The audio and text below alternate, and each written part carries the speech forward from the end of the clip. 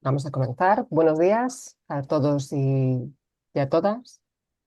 Bienvenidas a esta presentación del estudio sobre la transición ecológica en el debate de las redes sociales, un estudio del Observatorio de Transición Justa impulsado por la Fundación CEPSA y coordinado por Red2Red y con la realización, en este caso colaboración, del grupo de estudios del Data Science and Subcomputing for Social Analytics de la Universidad Complutense de Madrid. Mi nombre es Anabel Suso y soy la coordinadora técnica del Observatorio de Transición Justa. Como habréis visto en el programa, en esta sesión contamos durante una hora, va a ser una presentación muy rápida en el que contamos con personas expertas de todo el ámbito relacionado con la sostenibilidad, la transición ecológica, la transición justa, la comunicación, personas expertas que estáis viendo en pantalla y que irán participando a lo largo de la sesión en una mesa redonda que se desarrollará a continuación de la presentación del informe, que vamos a hacer rápidamente en sus elementos principales. Y dejaremos un espacio finalmente, como habréis visto en el programa, también para realizar preguntas que podéis comentar en el espacio que está habilitado en la parte baja de vuestra pantalla en preguntas y respuestas. Muchas gracias por vuestra presencia y pasamos, por tanto, a los contenidos. Voy a compartir la presentación.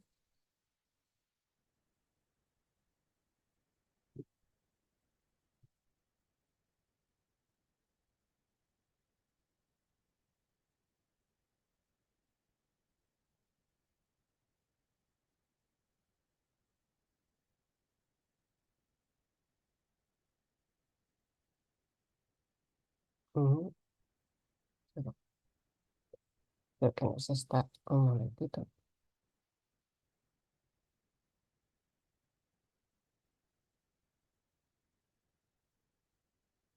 Se está viendo, ¿verdad? La presentación.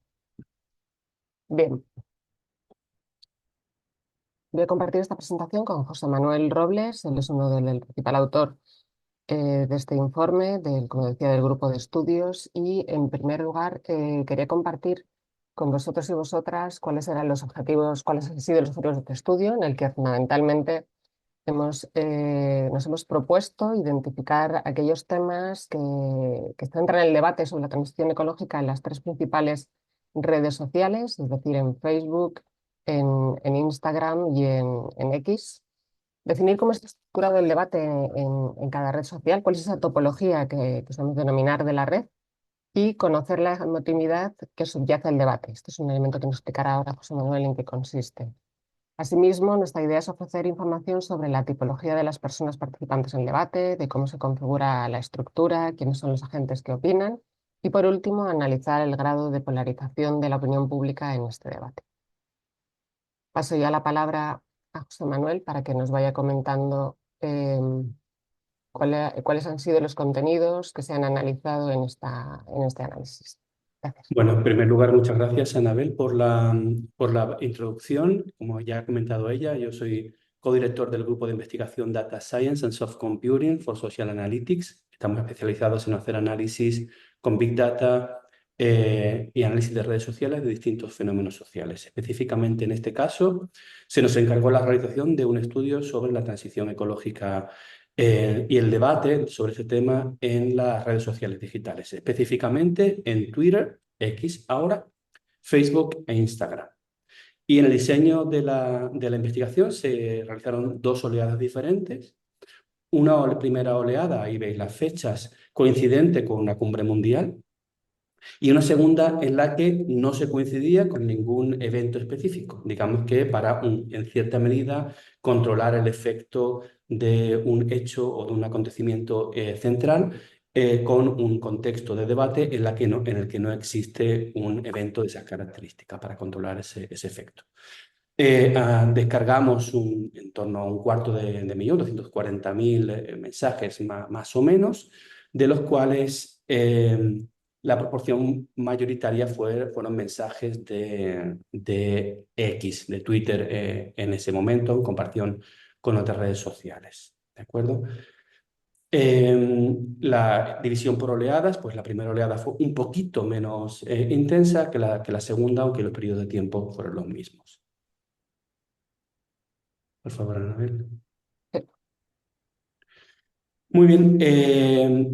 El objetivo fundamental cuando uno hace una descarga de redes sociales, normalmente lo hacemos por una lista de palabras, es decir, los especialistas, en este caso nosotros en coordinación con el equipo de Red to Red, pues hicimos una primera lista de palabras muy concretas que nos interesaban tener en nuestra descarga de datos y luego una lista más amplia de términos para asegurarnos de que estábamos captando todo el debate sobre la transición ecológica en las redes sociales.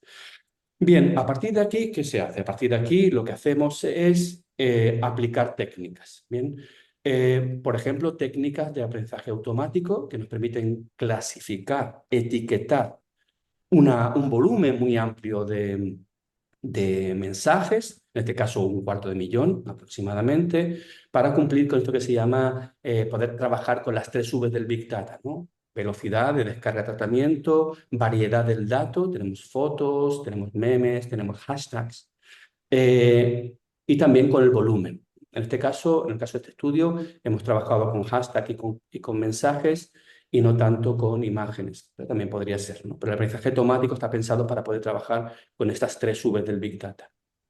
También es importante que todos y todas tengamos en cuenta que lo que hacemos fundamentalmente cuando analizamos redes sociales es comprender las expresiones, lo que la gente dice en las redes sociales, las interacciones entre esas personas y las características de los nodos, de las cuentas que están participando en las redes sociales. Por lo tanto, no tenemos otro tipo de información más densa, como por ejemplo cuando se hacen entrevistas, ¿no? Aquí tenemos fundamentalmente expresiones espontáneas, tenemos interacciones y tenemos algunas características de los nodos. Y para ello es que se aplican técnicas, ¿eh? Para entender las expresiones, las interacciones y las características de los nodos.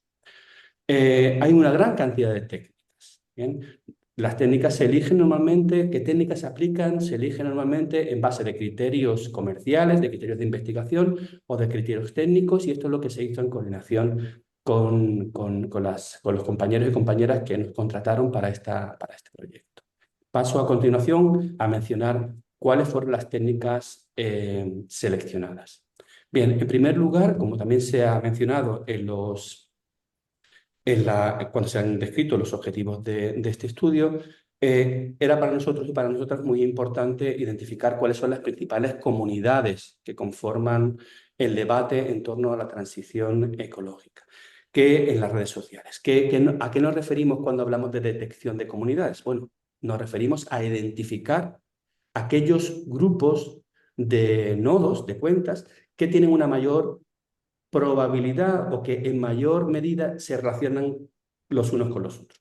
Por ejemplo, por poner un ejemplo muy tonto, y si estudiamos un debate sobre temas políticos, pues una comunidad seguramente serían aquellos seguidores de un partido y otra comunidad. ¿Por qué? Porque tienen una mayor probabilidad de comunicarse entre ellos que respecto a otras comunidades. Estas son técnicas de análisis de redes sociales que se aplicaron para este estudio. Y luego, como ahí podéis ver la imagen, representamos la topografía de esa red y también podemos pintar las comunidades para que queden más visualmente más claras.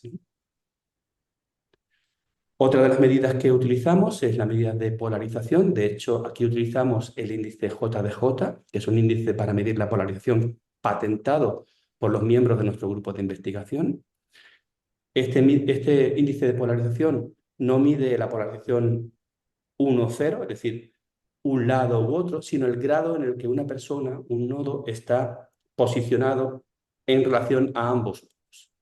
Y es verdad que en el caso que observamos aquí hay una alta polarización, es decir, colores muy rojos, ¿no? Los extremos, ¿no? Muy polarizados, es un debate polarizado, pero ciertamente no es un debate excepcionalmente polarizado en comparación con otros casos que hemos estudiado en nuestro grupo de investigación, en términos académicos o para alguna institución, no es no es un debate especialmente polarizado, aun siendo. La medida de polarización nos habla de hasta qué grado un debate está las personas, los nodos que participan en debate están en una posición o en otra. Aunque aquí introducimos una herramienta creada por nosotros y nosotras mismas.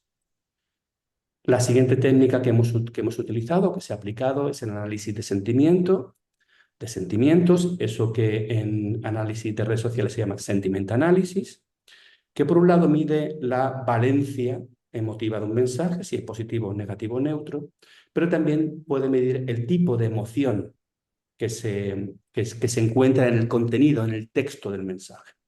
Nos hemos centrado fundamentalmente en emociones sencillas, como si es de odio o agresividad, y también encontramos en este caso una gran variedad de emociones, pero fundamentalmente un alto grado de neutralidad también, como se mencionará seguidamente. Es importante también conocer cuál es el contenido de los mensajes y sobre todo clasificar las temáticas de las que se habla en estos mensajes. Para ello utilizamos técnicas de análisis lexicográficos, es decir, técnicas que nos permiten analizar cuáles son las palabras más utilizadas, cuáles son las cadenas de palabras más utilizadas, es decir, si la palabra excelente aparece con la palabra bueno o aparece con la palabra cambio climático. Esas cadenas de palabras, esos enegramas que nosotros llamamos, nos permiten reconstruir el debate. Y esa cadena de palabras luego son etiquetadas por los expertos para saber exactamente a qué se refieren esas cadenas de palabras en el contexto específico del debate. Los análisis lexicográficos aplicados para este y para otros muchos estudios son muy útiles cuando tratamos de comprender mejor el contenido de fondo de los de las expresiones, de los temas sobre los que se hablan en este tipo de debates. También queremos saber cosas sobre cómo son o quiénes son los principales nodos, las principales cuentas, los principales agentes del debate. Para eso utilizamos medidas de centralidad. Queremos saber qué nodos son aquellos centrales, más importantes, más relevantes en el debate. Las medidas de centralidad son muchas, nos dan información sobre quién juega qué papel en el debate público. La centralidad puede ser entendida de formas muy diferentes. Una persona puede ser central porque tenga muchos seguidores, o puede ser central porque mucha gente le envía mensajes, pero también puede ser central porque comunica comunidades. Y esto es muy importante en un debate público porque quien comunica comunidades fluidifica el debate. Así que entender la centralidad es clave para entender cómo se conforma un debate público. Muchas gracias, José Muchas Manuel. gracias. Paso a comentaros los principales resultados, ya aplicando estas metodologías, estas técnicas que nos contaba a lo que es el objeto de análisis, que es el análisis de la transición ecológica y el cambio climático.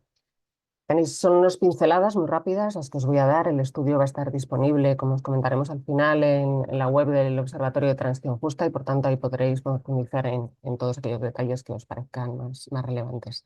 El primer elemento que nos llama la atención en este estudio es que solo en términos de alcance el 3% de los mensajes que se detectaron en estos periodos de oleadas fueron mensajes relativos a la transición ecológica. El peso, por tanto, dentro del debate de las redes sociales podríamos decir que es un peso relativamente bajo y sobre todo si lo comparamos con otros entornos que hemos analizado, como es el entorno anglosajón, en el que este debate ocupaba en torno al 5% de los mensajes. No obstante, la interacción que se ha detectado es alta.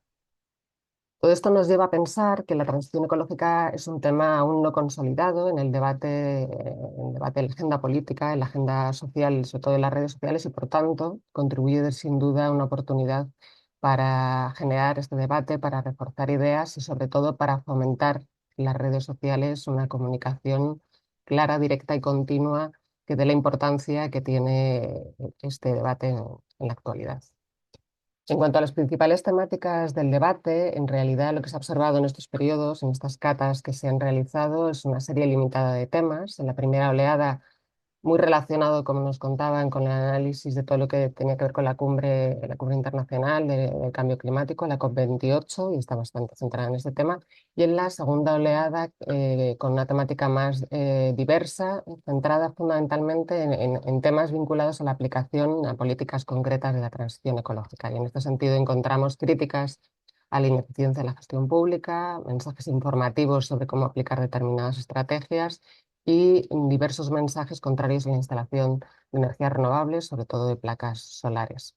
Este es sobre todo el debate que se observa en X, ¿no? En esta red social. Sin embargo, Facebook e Instagram son redes mucho más orientadas a tener con un carácter mucho más informativo y de otro carácter. Digamos, estos contenidos son mucho más informativos y de carácter más neutro.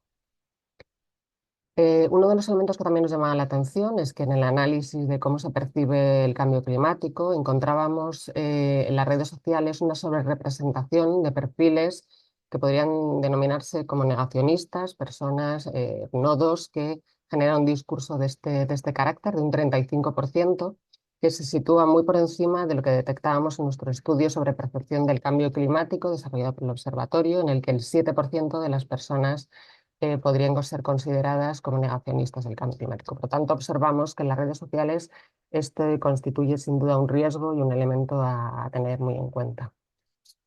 Por tanto, es muy importante analizar, tener en cuenta cómo en las redes sociales existe esta sobrerepresentación, puesto que el perfil negacionista es muy propicio a generar un cuestionamiento de las medidas y de las políticas para luchar contra el cambio climático. En este sentido, el rol de los haters es muy relevante en términos de negativización del discurso, tiene una incidencia muy relevante en este discurso negacionista y sin duda de prestarse atención. Y frente a ello, lo que planteamos en el estudio es la importancia de neutralizar en la medida de lo posible estos discursos a través de un fomento de más campañas institucionales y mensajes más sensibles, ¿no? Estas políticas de transición ecológica que generen la positividad que de alguna manera contraste con todo este tipo de elementos, con mensajes más educativos y promoviendo un diálogo mucho más informado y menos polarizado. El análisis de comunidades que nos contaba José Manuel, que se ha realizado, nos revela datos importantes acerca de la estructura de la red, cómo se configura en los diferentes contextos. En concreto, y hablamos sobre todo de X, encontramos un dato muy relevante, y es esta alta modularidad, que es un indicador que en definitiva mide algo que significa cómo las comunidades son comunidades, digamos, un poco endogámicas, ¿no? Que discuten hacia adentro, como decimos ahí, por tanto no tienen una gran relación en el debate con otras comunidades, son debates internos, son más de 2000 las comunidades detectadas, esto implica una pluralidad de redes, pero no una monopolización, por tanto, del debate, y son muchos y diversos los agentes que opinan en este debate. No hay una profesionalización, sino que la ciudadanía también se compromete y genera debate en este sentido. Esto permite señalar que es una estructura que reduce de alguna manera el enfrentamiento. Son comunidades, como decíamos, que no están muy enfrentadas. En la primera oleada, el componente gigante se da cuenta, COP, y en la segunda oleada, como decíamos, se observa un debate más horizontal cuando no está tan monopolizado por un tema concreto. Por tanto, en estos términos hablamos de diversidad de actores, de un espacio de discusión relativamente democratizado por esta presencia no solo de profesionales, sino de alta presencia de la ciudadanía. Y sobre todo en Facebook e Instagram observamos un rol muy importante de los medios de comunicación, atendiendo al carácter que estas redes tienen.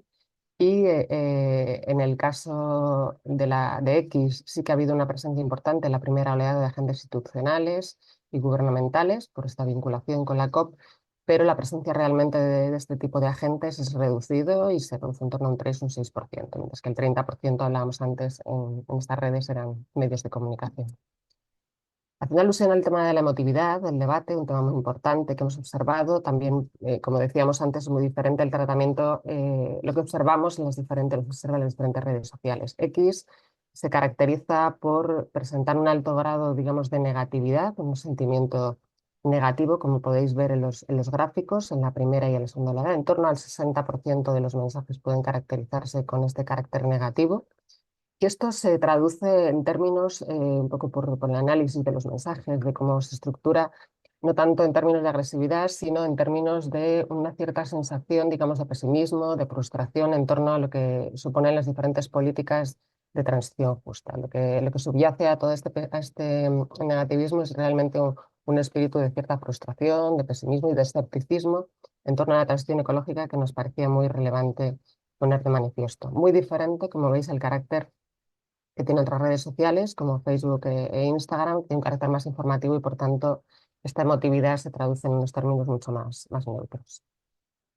Por tanto, vemos tendencias importantes y esto supone que un cierto riesgo, la politización del debate. Hay elementos, desde luego, ideológicos que subyacen y que se entremezclan con todo lo que tiene que ver con el debate en torno a la transición ecológica y el cambio climático. Podríamos hablar ahí también de elementos, de bueno, circunstancias que se entremezclan y que negativizan aún más el discurso, y por tanto este es un riesgo importante al que hay que atenderse, que es importante despolitizar y el debate e intentar analizar las circunstancias efectivas que se producen, ¿no? En este sentido, esos nodos que dinamitan, esos haters que hablábamos antes y que están realizando esas provocaciones o agresiones verbales en un caso, aunque no es la característica fundamental de este debate, es importante atender y sobre todo una tendencia a observar a partir de ahora e intentar neutralizar. Por tanto, en términos generales, y voy concluyendo, lo que observamos es que se observa sin duda en las redes sociales una preocupación creciente y una participación activa de la ciudadanía en torno al debate de la transición ecológica y de lo que supone el cambio climático. Si bien hay desafíos y tendencias que empiezan a observarse y que es un objeto de preocupación, consideramos que deberían atenderse desde los diferentes agentes, que tienen que ver con esta polarización en algunos casos en el discurso, ese cierto escepticismo y frustración que subyace y que tiene que ver con un cierto desencanto, ¿no? No es un negacionismo puro y duro, sino que hay posiciones intermedias que muestran este descontento con la aplicación de determinadas políticas, y por tanto, a pesar de todo, es amplio el reconocimiento también del cambio climático, ¿no? En definitiva, esto lo que nos representa en términos positivos es una oportunidad para intervenir y para fortalecer lo que es la acción colectiva, la generación de discurso y de debate en las redes sociales, provocando en este espacio también es tan fundamental y atendiendo a los diferentes perfiles que también atienden las diferentes redes sociales, generar una mayor conciencia ambiental. Y por tanto, llamamos la atención en el estudio a lo pertinente y a lo relevante de realizar, de fomentar las conversaciones en redes sociales por parte de los diferentes agentes. Y en este sentido, llamamos especialmente la atención a la administración en cuanto se considera que podría seguir liderando, ¿no? Estas campañas, estas formas informativas, educativas, etcétera, dirigidas a los diferentes públicos, segmentando en función de los mensajes que deben articularse para cada uno de estos públicos. Y por último, los medios de comunicación, que sin duda tienen un papel fundamental en la formación de la opinión pública y que tienen una importante responsabilidad, ¿no? En dar cobertura también sobre todo lo que tiene que ver con evidencias científicas y no amplificar, sin embargo, mensajes de carácter negacionista o polarizadores que puedan bueno, pues, articular dar un debate todavía más negativo. Estas serían las principales conclusiones del estudio. Como os digo, lo podéis encontrar, terminar esta presentación en la web del Observatorio de Transición Justa y podréis profundizar en aquellos elementos más importantes del debate. Muchas gracias por atender nuestro estudio y vamos a pasar ya a la mesa redonda. Paso la palabra a Miguel Aguado. Él es un divulgador ambiental, consultor de comunicación, de Belief también, que nos va a ayudar a debatir en este debate. Muchas gracias. Pues muchas gracias, Anabel y José Manuel, por esta presentación, que yo creo que se nos ha quedado muy corta, ¿no? Por eso es necesario que veamos el estudio y que hablemos sobre ello, que es lo que vamos a hacer ahora mismo en este momento. Nos genera un montón de dudas, también nos aclara muchas cosas y yo diría que quizás frente a la percepción de este tema todos hablamos y mucho sobre lo que nos encontramos en las redes, pues lo que tenemos es un primer y buen análisis científico de lo que realmente ocurre y que nos da pie también a entender mejor, incluso a diferenciar entre redes. O sea que la verdad que parece, por lo que contáis, por el rigor con el que se ha hecho, que este es un estudio de los que se van a utilizar, de los que tenemos además y nos genera interés. En esta mesa redonda que vamos a tener, luego habrá una parte de turno de preguntas de las personas, yo insisto, preguntas, no tanto superintervenciones, porque el tiempo queremos que sea el adecuado. Pues en esta mesa redonda contamos con 3 personas que nos van a dar desde distintas perspectivas, yo creo que van a complementar bastante bien y que nos interesa saber también cómo lo ven, cómo lo encuentran, ¿no? Una de ellas es Marta Montojo, que es redactora de Fe Verde, la mayoría les conocéis a todos ellos. Eh, Fernando Rejón, que es asesor en el gabinete de la ministra del MITECO, y Nicola Cerentola, que es speaker, es formador y líder de opinión en el ámbito en general de la sostenibilidad. Tres visiones que están probablemente muy interrelacionadas, pero desde los medios de comunicación, como nos comentaba ahora Anabel, desde la administración y desde aquellos que como líder de opinión pues inciden también en generar opinión y que evidentemente en los tres casos, en el caso de Nicola, pues las redes son un papel importantísimo para su trabajo, para su acción y para su compromiso. Pues yo quería saludaros, creo que estáis ya todos en pantalla, ¿verdad? Supongo que sí. Sí, ¿verdad? Sí, disculpadme, es que solamente veo una parte. Bueno, pues yo quería comenzar con esta ligera, si queréis complementar algo, la presentación vuestra, pero sobre todo quería pediros casi como cuando en televisión decíamos, decir, ¿cuál es vuestra primera impresión al escuchar estos datos, este acercamiento a este estudio? Y comenzamos en ese orden, si os parece, Marta. Sí, bueno, yo creo que, como habíamos hablado ya un poco, sí que viene un poco a confirmar lo que podemos percibir desde fuera, ¿no? O sea, incluso sin estar súper presentes en las redes sociales, se nota ese ambiente de crispación, ese tono negativo, de queja, de pesimismo. Nosotros como medio de comunicación y por la parte, por las soluciones, ¿no? Por la parte que nos toca, también creo que tenemos una parte de responsabilidad, ¿no? En generar o en exacerbar a lo mejor ese mensaje negativo, ¿no? Cogiendo estos debates que consideramos que son candentes, que están en la población y a lo mejor a veces se magnifican, ¿no? Lo hemos visto tanto en la cumbre del clima que se mencionaba en Dubái, la COP28, cosa que para los periodistas que estábamos allí además era muy frustrante porque veíamos como un proceso que de por sí ya va perdiendo confianza por parte de la población y que necesita esa confianza, eh, estaba siendo completamente deslegitimado. Por otra parte, pues es lícito, ¿no? Tener estas dudas, pero por bueno, por la afiliación del presidente entonces de la Cumbre del Clima con los combustibles fósiles, con la empresa nacional petrolera de Abu Dhabi, y, y bueno, al final vimos cómo los medios de comunicación, liderados por algunos además de mucho prestigio, estaban cogiendo ese único mensaje de cómo el presidente era, el sultán al-Jaber, era pues el defensor de los combustibles fósiles y no sé qué, y lo estaba explotando hasta más no poder, ¿no? Yo no digo que no haya que entrar ahí, creo que hay que contarlo, hay que contar todos los aspectos de un debate que es muy complejo y que tiene muchas aristas, pero sí que creo que algunos medios, y a veces algunos medios muy respetables, caen en esas, pues en esas posturas, ¿no? O en esos debates que son muy fáciles, que les dan mucho tráfico a sus medios porque en redes sociales se mueven muy bien. ¿Por qué? Porque también vemos desde fuera que, como ha venido a confirmar este estudio, el sentimiento generalizado respecto a la transición ecológica o la crisis climática es en general muy negativo, ¿no? Hay otro ejemplo más adelante, que nosotros además lo vimos en EFE y tuvimos este debate en un congreso de cambio climático en Valencia. Estábamos allí cubriendo en un congreso de cambio climático y humedales, y un concejal de Valencia, bueno, de Vox, que es un partido que abiertamente se ha declarado negacionista, dijo algo así como que el cambio climático no dijo exactamente esto, pero vino a decir que el cambio climático no existía, ¿no? Que era una cosa que, bueno, que se habían inventado algunos. Claro, algunos científicos se levantaron, se fueron y estábamos ahí nosotros. Y yo le planteaba a mi jefe, esto deberíamos a lo mejor darlo, una información.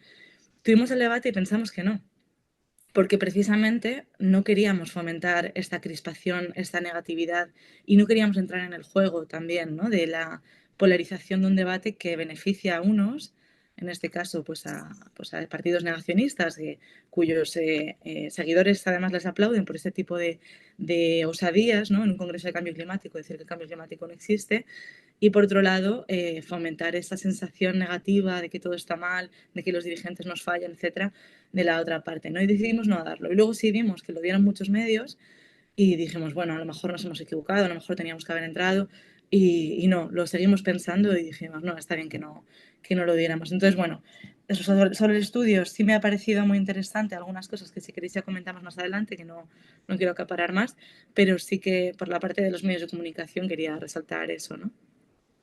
Muy interesante, ya se ha abierto ya un par de... Es cómo actuar frente a la parte negativa que puede tener y es una de las grandes dudas que tenemos y que nos encontramos todos. Fernando, pues también en este caso desde la Administración, yo insisto también vosotros a título individual, ¿qué primera percepción tienes sobre este estudio? Sí, bueno, muchas gracias. Yo creo que en primer lugar, ¿se me escucha? Sí, Ah, vale, que se me está cortando a mí un poco. Se me escucha bien, ¿no? y se te ve. Vale, genial, perfecto. Pues bueno, en primer lugar, yo creo que el estudio viene a confirmar algo que parece evidente, pero que creo que no sé hasta qué punto hemos incorporado a nuestro saber hacer o a la forma en la que ya no solo la administración, sino muchos actores en fin, involucrados, aliados en la divulgación sobre el cambio climático, en la manera en la que nosotros también nos comportamos o intentamos hacer ese trabajo de divulgación en redes sociales. Creo que tenemos que entender que las emociones, la subjetividad, las percepciones juegan un papel absolutamente central en la transición ecológica y creo que los que piensan o los que pensaban que la transición ecológica, la transición energética es una transición, un cambio tecnocrático, en fin, un cambio que se puede realizar en una hoja de cálculo de la ciudadanía o de los gobiernos, creo que se equivocan. Y creo que la primera conclusión de relevancia que tenemos que extraer del estudio, bajo mi punto de vista, es reconocer ese rol de la emotividad, de la subjetividad de las percepciones. Y de ahí entender de qué forma podemos adaptar un debate, un discurso que está eminentemente arraigado en la evidencia científica, en una observación empírica, como es en fin, la evidencia de la emergencia climática, pero de qué forma podemos adaptar ese trabajo de divulgación arraigado en la evidencia científica en temas que son altamente complejos, y lo digo desde el punto de vista de la administración, las políticas que se impulsan en el día a día son de una complejidad bastante alta, pero de qué forma podemos conectar con un cauce emocional, con ciertos núcleos, ciertas arterias emocionales que permitan meternos en el mainstream de la conversación sociopolítica en España de forma global.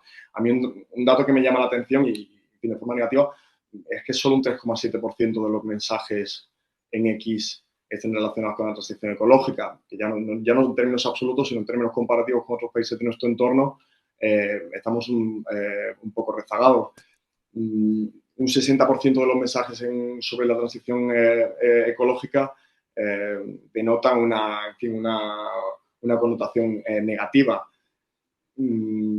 Si verdaderamente queremos colarnos en el mainstream y queremos dar esa batalla por las emociones, por las percepciones, movilizar las voluntades, movilizar esa aceptación social que es clave, porque son políticas muy ambiciosas, no son políticas sectoriales, son políticas de una transformación estructural, tenemos que pensar de qué forma podemos conectar con léxico de oportunidad, con léxico de bienestar, con léxico de futuro, de prosperidad, de crecimiento económico, de reindustrialización.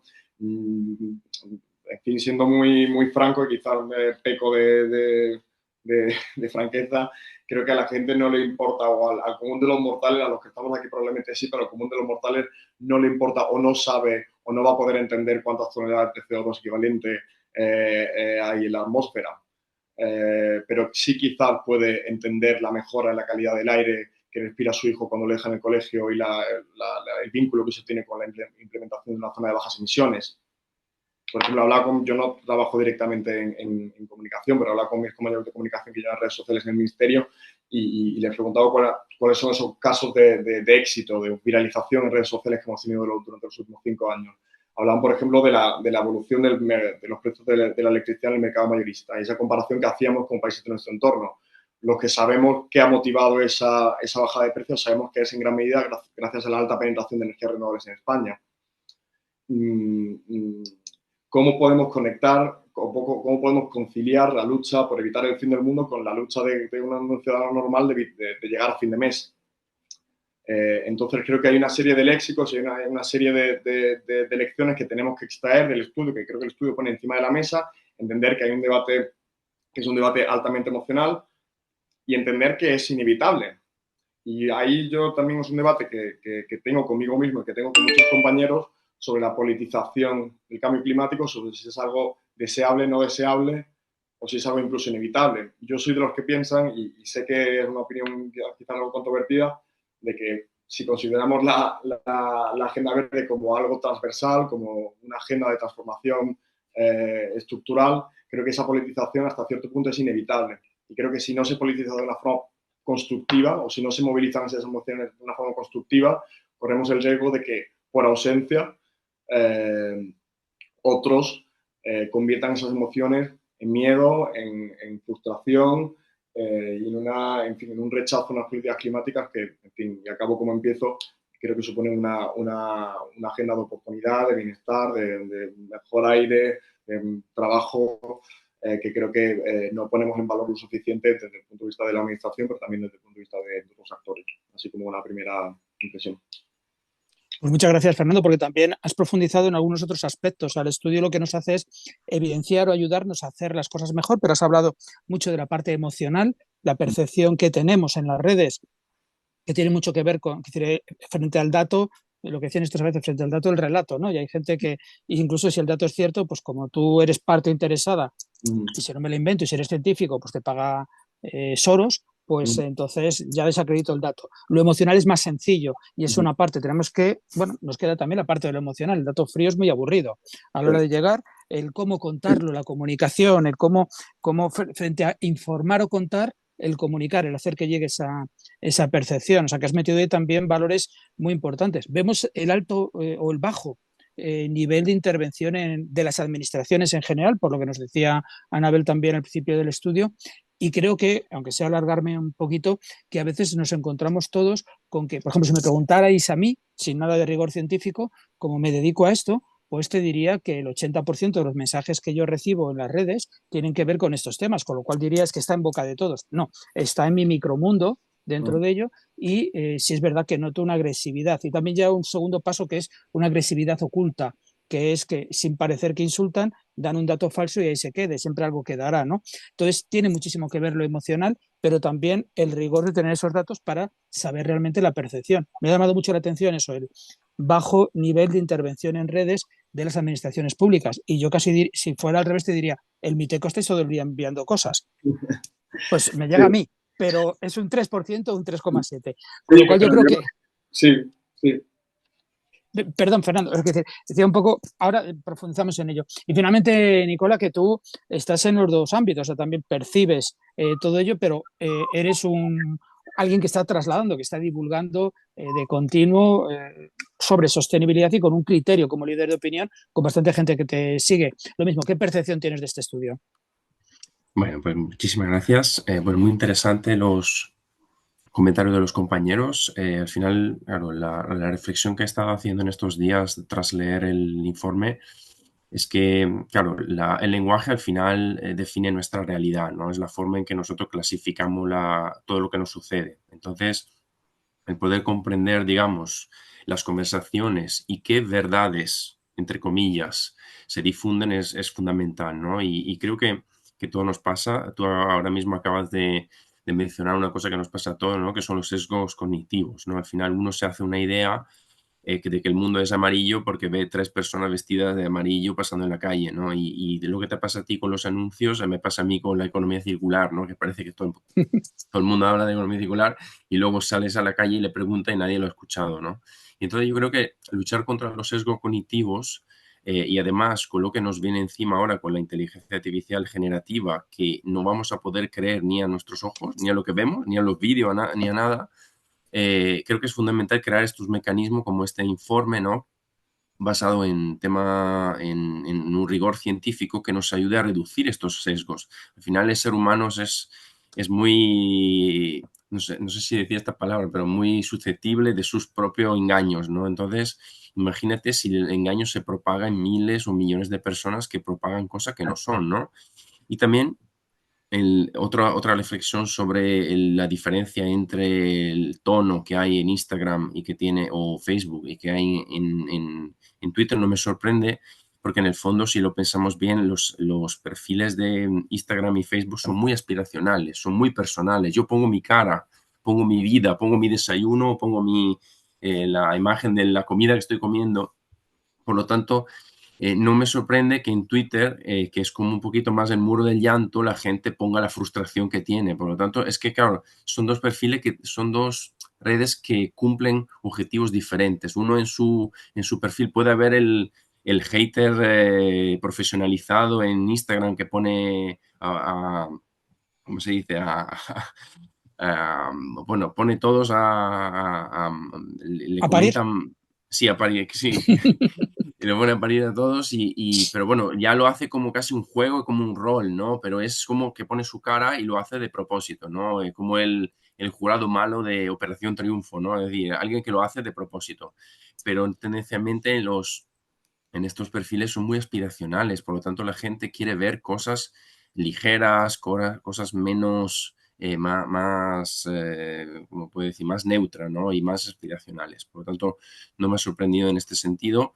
Y nada, y una cosa que sí es importante es que, claro, sí, y esto tiene que ver con el tema de si le interesa o no le interesa a las personas, es que, claro, hasta que el tema medioambiental no ha entrado de lleno en lo que es la generación legislativa de cambiar tanto las cosas, pues nadie estaba molestado por ello, o muy pocos, ¿no? Muy pocos nichos. Cuando tú empiezas a tocar el bolsillo también a fuertes poderes o a grandes partes de la población porque les dice que tiene que cambiar el coche o le dice que tiene que reducir los fitosanitarios, obviamente alguien levanta la voz y empieza a quejarse, ¿no? Entonces, entiendo que lamentablemente va a ser imposible que no entre en el debate político porque el debate político entra de lleno en kamikaze en lo que es el tema ambiental porque es una instrumentalización que conviene a muchas diferentes ideologías, por lo tanto no digo ni de una ni de la otra, ¿no? Cada uno pues se agarra a lo que puede, se suma al barco que le da más votos y por lo tanto se crea una politización aunque no queramos. Y eso sería un poquito las primeras impresiones. Yo creo que todos compartimos y que además habéis tocado, y en este caso has marcado muy claramente también el que a veces vemos o queremos lo que nos sentimos en nuestro entorno y lo que nos gusta escuchar. Yo, y muy claramente hacia el final, si hay algo que me afecta, estoy pensando en un hostelero, en una persona que tiene un bar, una cafetería, un pequeño restaurante, en el que de repente le vienen unas normas que antes no venían. Entonces podía opinar de los osos en el Polo Norte, pero de repente es que tiene que cambiar muchas cosas y que le cuestan dinero. Entonces es cuando tiene una opinión. Si alguien aparece en redes y con un argumento que me puede valer, pues coge y dice que esto es un invento de o no sé qué, no sé cuántos, me engancho. No tanto está el que lo cuenta como que a mí me viene bien o me siento alineado. Quizás porque no me han explicado bien esos cambios que deba hacer. Eso quizás a lo mejor sería otra parte del debate.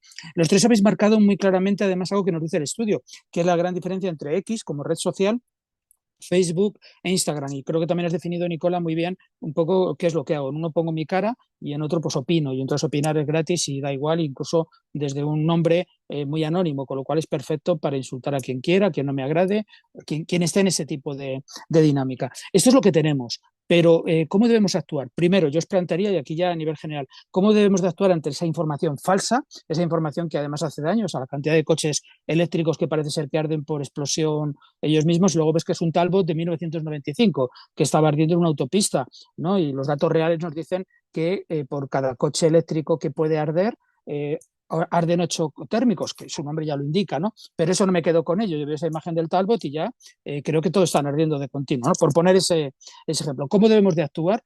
Porque frente a eso emocional está el rigor, el dato, cómo debemos de actuar en ello, y hay como dos partes. Una, responder con esa información, quizás es el rol de algunos, y o el actuar también de forma un punto irónica. Yo pongo sobre la mesa el ejemplo de AEMET, la Agencia Meteorológica Española, que es un gran centro de ciencia y que ha sido atacado, y lo que ha hecho ha sido responden muy graciosamente con ironía, son fantásticos, y hace que algunos les sigamos solamente para ver, entre comillas, la coña que tienen con los temas, casi más que la información del tiempo, ¿no?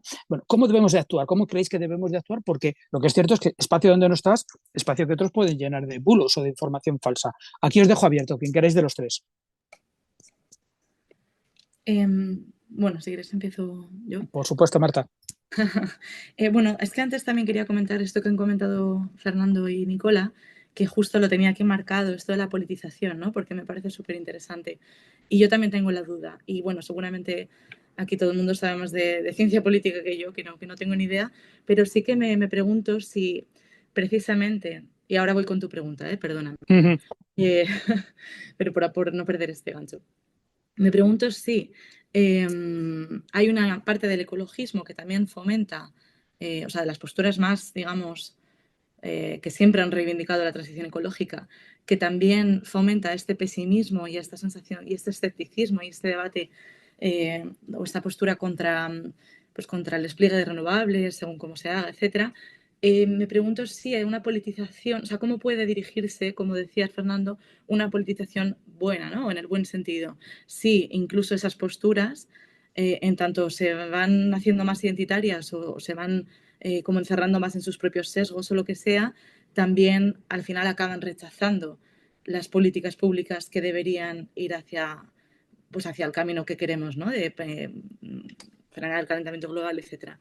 Entonces, no sé si tenéis para empezar una fórmula, es una pregunta que planteo, pero de entrada sí que me parece que yo intuitivamente sí que apostaría a politizar. O sea, me parece que no politizar es un error porque es lo que comentaban ellos, o sea, politizar igualmente y hacia un lado o hacia otro.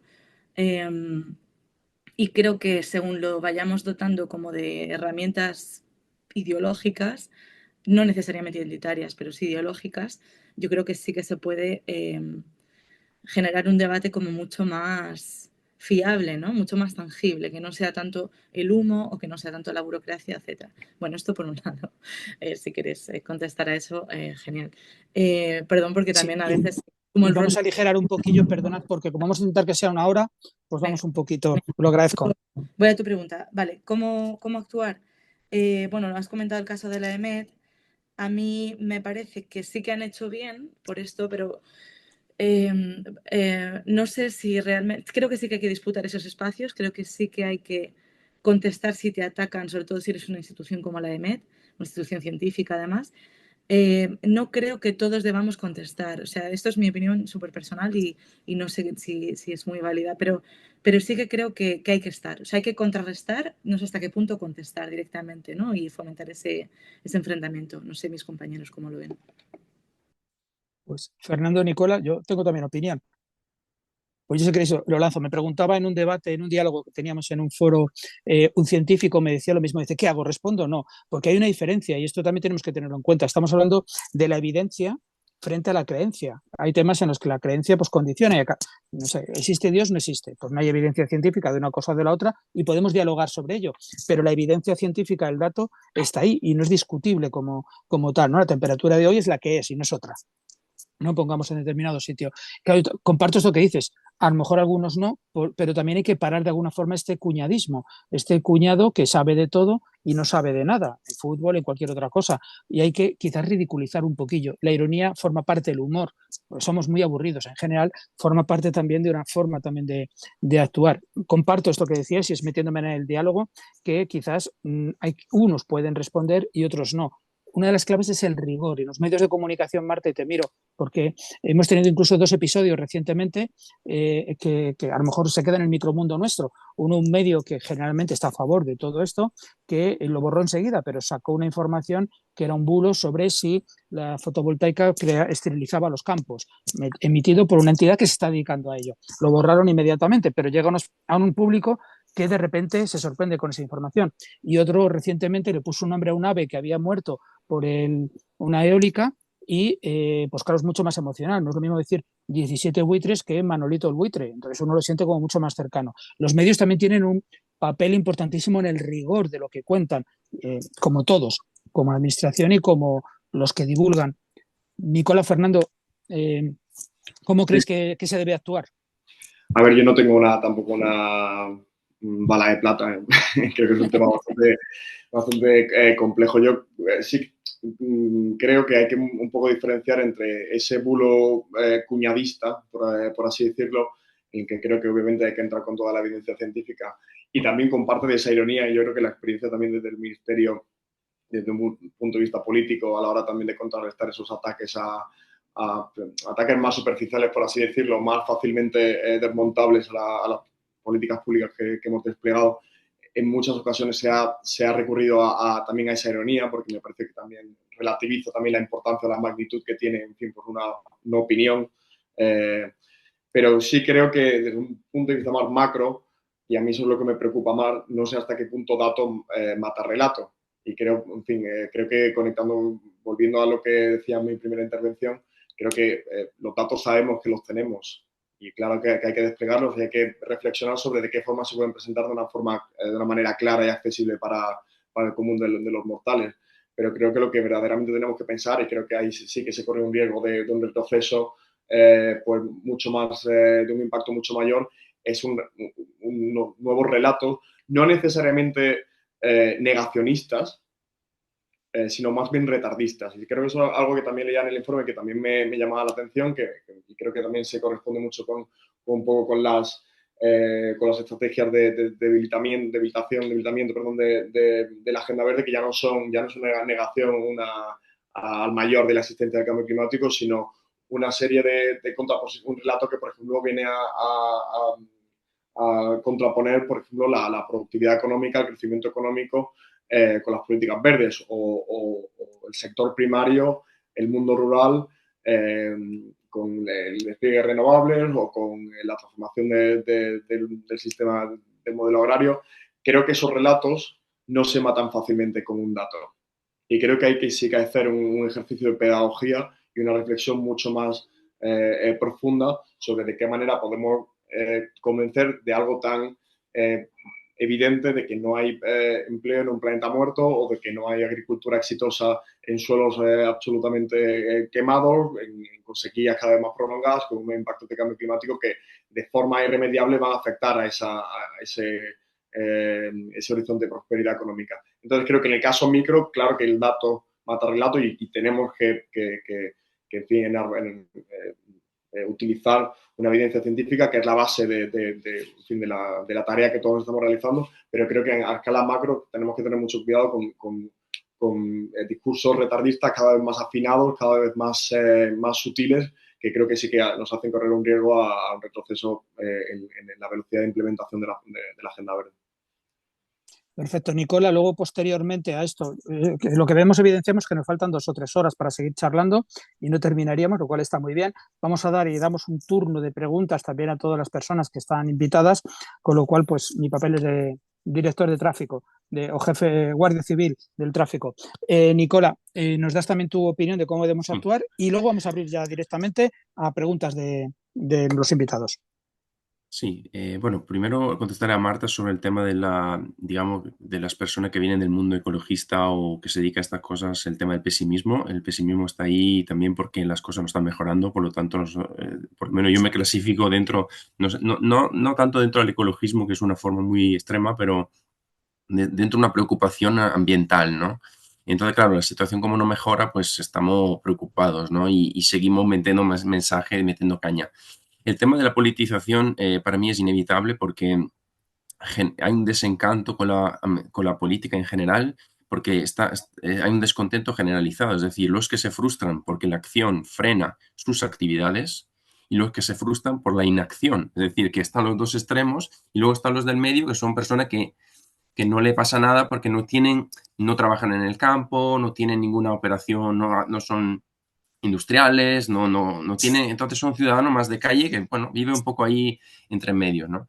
Entonces yo creo que si X o Twitter es como el muro del llanto, se me ocurre que quizás lo que falta son canales para poder recibir estos llantos, es decir, canales que te permita desahogarte y que alguien te escucha. Y ahí me viene en mente una cosa que me pasa, como yo soy muy hincha de fútbol, ¿no?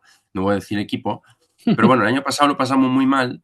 Y resulta que, claro, tú tienes aquí a 48 millones de entrenadores, ¿no? En este país, en Italia tiene 60, o en Argentina tiene no sé cuántos, pero millones de entrenadores. Y entonces, claro, el hincha se frustra porque dice, pero ¿por qué no pone ese cambio? ¿Por qué no hace esa estrategia, no? Entonces, ¿por qué no inventamos una app o algo que te permita mandarle a los administradores las cosas que tú consideras que son correctas hacer? Tú imagínate que reciban millones de opiniones sobre un tema y esto se filtre, y como si el entrenador tuviese una especie de inteligencia superior que le está diciendo, oye, es que de tus 3 millones de hinchas te están diciendo que sustituya a ese jugador que no está jugando bien, pero él no lo ve. Entonces, a lo mejor podríamos plantear una cosa de este tipo, que sería una solución bastante fácil, o vamos a la solución difícil que necesita a lo mejor 10 o 20 años, que es educar en el pensamiento sistémico. y que es que todo lo que nosotros hacemos tiene consecuencia para los demás. Y esto es como cuando te pasa que eres padre, ¿no? Tú hasta que no eres padre no te das cuenta de lo que te venía encima. Entonces, esto es exactamente lo mismo. Al final, si tú no entiendes las razones de los demás y no empatizas, está claro que uno está siempre defendiendo, está tirando el agua a su molino y eso hace que se extremice mucho las cosas. Entonces creo que están estas dos opciones. Una, mejorar los canales para que las personas sientan que su voz está escuchada y no está pasando eso, porque incluso votando sabemos que es un voto tirado a la basura casi, porque las cosas que no salen como tienen que salir. Y entonces el otro es pues invertir en educación y evitar el problema en origen, o reducirlo por lo menos. Pues muchas gracias. Tenemos ya dos preguntas que casi inciden en lo mismo. Por una parte, Miguel, que trabaja en el programa de participación de BBF España, y Teresa Jular, que en el fondo Miguel nos dice si hay alguna, y en los dos, ¿qué podemos hacer, tanto ciudadanos como entidades, para transmitir los mensajes positivos, para que calen? Digamos, los del dato correcto, pues hemos, por ejemplo, por ir al ejemplo de BBF, pues ahora mismo con el lince ibérico hay un buen proceso, ha habido un buen, y eso se debe contar, y eso es importante, pero no aparece tanto en el escenario, ¿no? ¿Cómo poner en positivo las cosas y cómo debemos hacer para que, nos dice Teresa, los ciudadanos de a pie, para que ganen terreno los relatos apoyados en la ciencia y el sentido común? Pues si queréis, podemos, en el fondo estamos hablando de ello, cuál es la forma de poder actuar. Pero también es muy importante lo que nos dice Teresa, el ciudadano, el que percibe el mensaje, cómo lo traslada, cómo, digamos, sin entrar en el insulto o hacerlo en positivo, podemos incidir también para que llegue bien el mensaje positivo. Para mí es un tema casi de honestidad, o sea, de honestidad tanto del emisor como del receptor, ¿no? Con tus propios sesgos. Que tú vayas con una idea planteada, o sea, con una idea preconcebida de cómo son los procesos de toma de decisiones a niveles que casi nos cuesta mucho comprender, ¿no? O sea, yo entiendo la distancia, hasta que también señala el estudio, de quienes toman las decisiones de un tema tan complejo, es que no es fácil, ¿no? Es cambiar casi toda la estructura económica mundial, pues es claro, se dice pronto. Entonces creo que hay una parte que sí que yo sí le pediría y me pido a mí misma como ciudadana, que es el acercarte a esos mensajes con una honestidad, como una página en blanco, ¿no? De, bueno, voy a de verdad entender cuál es esta propuesta que me plantea esta empresa en la que no confío absolutamente nada porque históricamente ha sido como el enemigo, ¿no? Esta petrolera, esta eléctrica, lo que sea. O este partido político que ni siquiera me gusta demasiado, pero de repente ha llegado al poder y está haciendo cosas que, mira, sí están en la buena dirección, ¿no? O sea, yo creo que ahí sí que abogo casi por la ingenuidad de, bueno, vamos a ir con un poco más relajados a ver la información. Yo entiendo que esto es muy, muy difícil, sobre todo con esta desconfianza de los medios, por parte de los medios y de las instituciones, por supuesto. Ya lo hemos comentado, o sea, creo que es obvio, ¿no? El rigor, no caer en el sensacionalismo, en los mensajes negativos que sabemos que van a dar tráfico, pero que no son realmente noticiosos, como lo que decía del Congreso de Vox, ¿no? Eso no era una noticia, que Vox diga que el cambio climático no existe, lo dice en cada intervención que tiene. Ahora, si alguien quiere hacer la noticia es porque yo creo que ven que puede dar mucho tráfico porque se va a mover, ¿no? Yo creo que ahí a los medios les pediría honestidad y bueno, y responsabilidad también, porque es un tema de responsabilidad para no emitir mensajes que no sean noticia, desde luego, y rigor a la hora de dar las noticias. Y a los ciudadanos, sí, acercarse a la información con un poco de apertura, ¿no? De salir de sus sesgos. Gracias. Begoña nos está trasladando también otra, más que una pregunta, es una opinión, pero mete un par de temillas muy interesantes. Ella dice que, bueno, aparte de que le está pareciendo muy buena y felicita por la organización de la jornada, pues que cree que es necesaria una adecuada planificación de la comunicación ante las comunidades afectadas, como hablamos del entorno rural, he mencionado la hostelería, directas, y hacia la sociedad en su conjunto. O sea, que hay que hablar no tanto de informar solamente, sino de comunicar adecuadamente, y que eso es un paso que tenemos que dar. Pero ella nos dice primero que hay un rechazo frontal con la Agenda 2030, al menos en ese ruido que se oye, probablemente sin saber lo que es, pero eso es un tema que se ha convertido en algo politizado, y hace una referencia que, por cierto, lo dejo como pregunta, y es, porque ella dice que Telegram, que es también donde se está en pie de guerra en las redes sociales, que no se ha incluido en el informe. Supongo que no se puede ver todas las redes, pero Telegram, aunque sea vuela pluma, podemos tener una percepción también de que también actúa como una especie de X, o hay algún cambio, por entender y conocer más las redes. No hablo de TikTok u otras que entiendo que hablan muy poco de estos temas. Bueno, yo un apunte, vamos, no tengo tan claro que se hable tampoco de estos temas en TikTok. Quizás incluso quizás creemos que no se habla de estos temas y al final discursos, por ejemplo, en torno a la Agenda 2030 y la politización que se está llevando a cabo a través de esa plataforma pueden y están calando mucho, sobre todo en segmentos de población joven, para los cuales una comunicación al uso que realizamos las administraciones o desde la sociedad civil puede no ser eficaz o muy poco eficaz. Yo también mi experiencia, y creo que comparto mucho uno de los comentarios que han puesto en el blog, es que se necesita involucrar a la sociedad en su conjunto, ya no solo como receptores, sino también como emisores de esa información y de esa divulgación. Y la necesidad de tejer esas alianzas con personas que no estén quizás estrictamente ligadas con muchas de las temáticas muchas de las políticas que se están impulsando, pero que sí tienen esa capacidad de llegar a segmentos poblacionales a los cuales la administración, los medios de comunicación convencionales o la sociedad civil tienen una gran dificultad de conectar con esos segmentos, con ese tipo de segmentos, con ese perfil poblacional. Yo creo que se trata de colarnos en el mainstream y de colarnos verdaderamente en la conversación sociopolítica de una forma mucho más exitosa, de intentar pasar de un enfoque sectorial o de una política sectorial a una agenda que verdaderamente implique a toda la sociedad y como tal, pues eso, yo creo que gran parte de lo que se puede hacer es intentar encontrar esos actores provenientes de muchos mundos, de muchos ámbitos, de muchas disciplinas que puedan convertirse en ese conector entre las administraciones o muchos actores y la población en su conjunto. Creo que es una de las propuestas que creo que en el Ministerio muchas veces hemos realizado y creo que ha funcionado bastante bien. Pues en línea con lo que estás planteando, Fernando, asistente anónimo, que entiendo que no es un nombre, sino que no ha reflejado su nombre, pues en un principio nos decía si había algún consejo para salir de la endogamia en el debate y decía que en parte estabas dando respuesta ahora mismo a esa pregunta.